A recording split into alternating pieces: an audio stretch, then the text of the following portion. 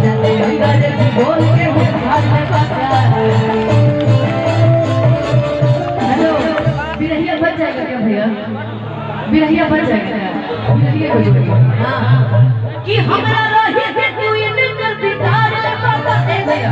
जैसा कि भैया ने कहा ना कि कुछ अपोजिशन पार्टी वाले भैया को धमकी दे रहे थे ना, तो उनके लिए कहिए। आप लोग कहेंगे ये मैं तो कलाकार हूँ, मैं तो सबके लिए कहती हूँ ना, मैं तो कलाकार हूँ। कुछ दिन से लोग मुझे भी जोड़ दे रहा था कि फलाने हैं धमकाने हैं। मैं कलाकार हूँ, मुझे जहाँ बुलाया जाएगा मेरे से जो भी हो पड़ेगा मैं सबके लिए करूँगी, है ना। मुझे पार्टी का ऐसा कुछ नहीं है, मैं कलाकार हूँ।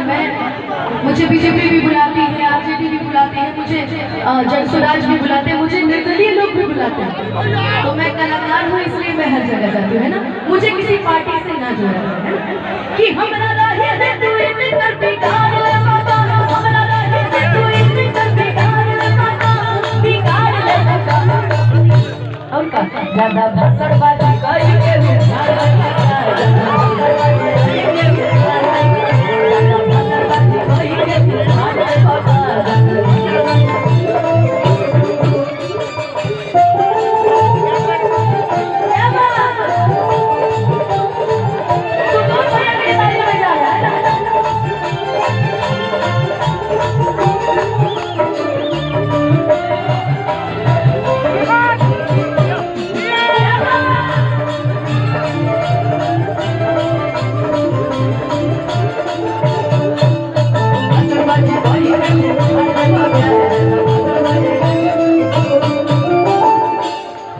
कहल गला ना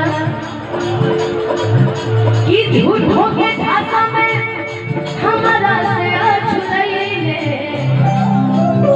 बर्बाद भइले जवन टकरैले।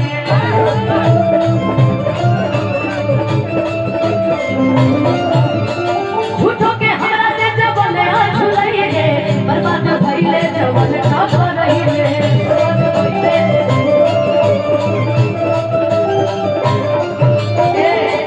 जब इतना जनता के प्यार मिला था तो विरोधी लोग ये कहे कि काया गेले तू सारा वोट कबार ले बाबा, कि गेले तू सारा वोट कबार ले बाबा, कबार ले बाबा।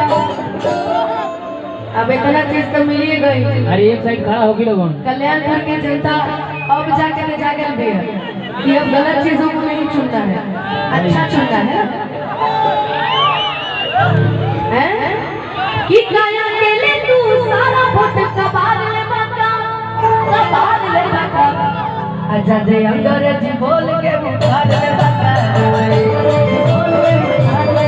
आजाद अंग्रेजी बोल के उखाड़ ले बाबा, आजाद अंग्रेजी बोल के उखाड़ ले बाबा।